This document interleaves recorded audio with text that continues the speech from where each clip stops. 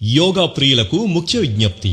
యోగాంధ్ర లక్ష్యమే ధ్యేయంగా విశాఖ వేదికగా June 21న Visakha beach లో జరుగుతున్న 11వ అంతర్జాతీయ యోగా దినోత్సవ కార్యక్రమంలో యోగా క్రియలకు 5 లక్షల మంది హాజరు కానున్న సందర్భంగా జీవీఎంసీ అవసరమగు మౌలిక సదుపాయాలను, పబ్లిక్ టాయిలెట్లను ఏర్పాటు చేసి పరిసర ప్రాంతాలను నిత్యం సుందరంగా తీర్చిదిద్దుతోంది. కాబట్టి యోగా క్రియలో పాల్గొంటున్న ఔత్సాహికులు పరిసరాల పరిశుభ్రతకు ప్రాధాన్యతనిస్తూ పరిసర ప్రాంతాల్లో వ్యర్థాలను పారవేయకుండా సమీపంలో ఉన్న డస్ట్బిన్లను ఉపయోగించండి.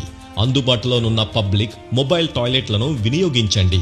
మన శక్తికి, శాంతికి, ఏకాగ్రతకు ఆరోగ్యప్రదాయిని యోగా.